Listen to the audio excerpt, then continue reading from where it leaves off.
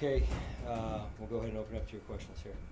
Sean, 12 penalties or 90 yards, I think, in the first half. I mean,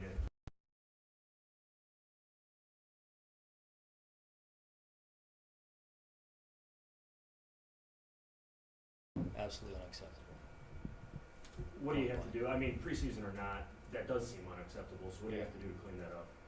Well, I thought we addressed it last week by pulling guys out of the play when you're out there at training camp practice, but obviously that didn't get the job done. So we go back to the drawing board, and then guys got to do it. They got to take ownership of it and responsibility. So it's not like we don't talk about discipline, and that's a part of our environment, but obviously we got more work to do there.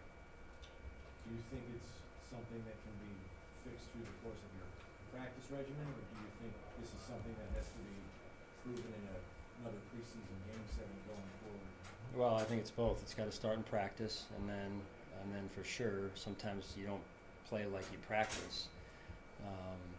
In this case, it happens in practice, and we're pulling guys out, and it's still not getting done. So, obviously, we go back to the drawing board. I gotta figure out something there, and at the end of the day, it's my responsibility. Sean, the first units, offense, defense, even special teams with a long punt return given up, all just didn't really, I guess, seem ready to go. Yeah. What do you attribute that to? Yeah, they outplayed us. They outcoached us. They outplayed us.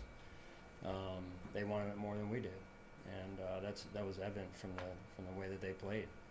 And then on top of that, we're beating ourselves with penalties. You get a chance to get off the field in 3rd and 7. We don't get off the field in third and 7, the very first third down of the game, and then the next play, I think they popped a big run, and then we go in and shoot ourselves in the foot on the ensuing special teams play. I think we had a hold on the ensuing kickoff return, and then we go 3 and out on offense when we got, I think it was a 3rd and 2 situation there. We punt the ball back to them. They get a good return again, and then a shot to the end zone. So give them credit. This is something we have to get an education from, take out of, and learn from, with our eyes open and our ears open, right? So we go back to the drawing board. Coach, some members of your draft class did flash tonight. Dalton, Dorian again tonight. Yeah. I can't really speak to Osiris, line play and stuff, but then a bit shorter at the end. Just what you got from your draft class? Yeah, no, I saw Dalton flash. Dorian was active. I saw some, I thought in the second half guys fought. There was some inspired football going on there, just not enough in the first half.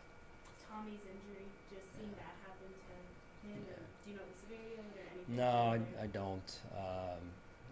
But it's just unfortunate. He's worked so hard and put in so much time. And I know how much this game means to him and how much this team means to him, and just unfortunate. I know you don't have a timetable for him, but in order to show retirement and now this, like there have to be some kind of move there to kind of refortify the ranks.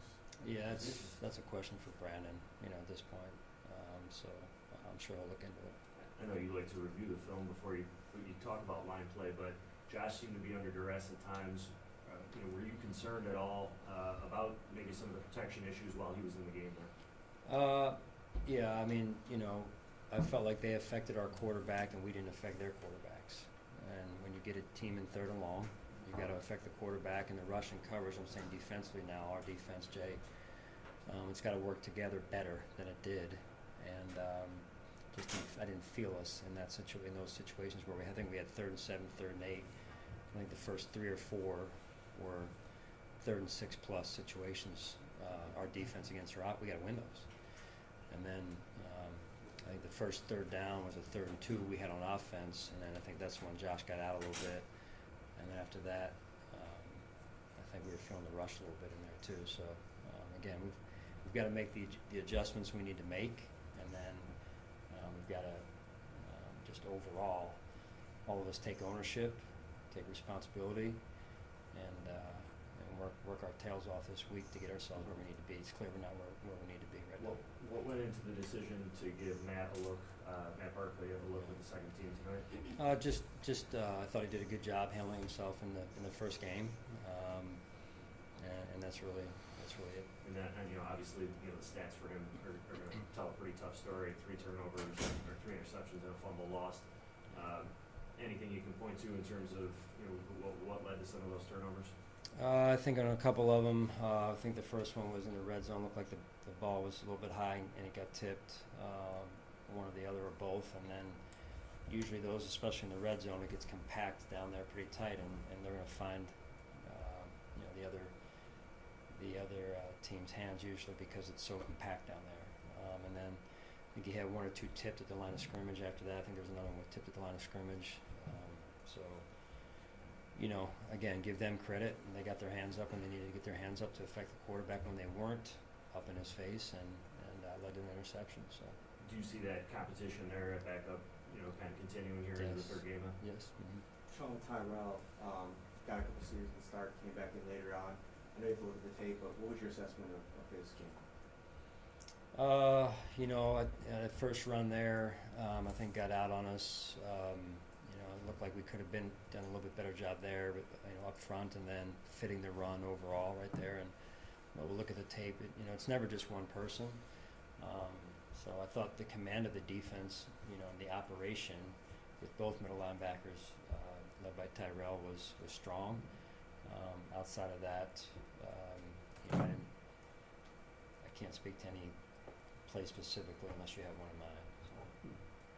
So. Sean Kiger playing deep in the third quarter. Is there something more that you're looking to see out of him, that why he's getting so much time in this preseason so far? No, it's just there's open competition, and we're rolling guys and trying to see who's going to be the starting corner opposite of Trey at this point. And Dane was in there, rolled a little bit, and then CB came in, and Kier, and you know, he's a young player, and I think reps help, and it allows us to evaluate as well. Was that the plan for him tonight to play that one? Yes. You talked a little bit about a couple of the rookies, Osiris Torrance gets the start for a second straight week. And it's a good front. I mean, he goes up against those guys and holds his own.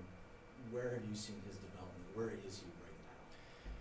Well, again, usually for line play, you gotta really watch the film, but I would just say that is a good front, and it is different than. It's a different spacing front than the week before. So this being a 3-4 defense versus a 4-3 the week before is new for him. And I think honestly we just got to see the film to see how he fared up there. What was it like for you to see DeMar and Dane go after the coin toss? Yeah. I know it was intentional on your part.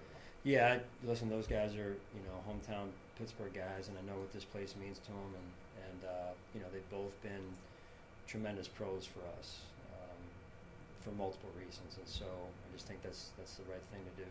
What was it like telling them? Yeah, it's always when you can do things like that, you know, and the players, the team embraced that, so I think they enjoyed it, and it meant a lot to them. So I certainly appreciate that. All right, thanks. Thanks, Sean.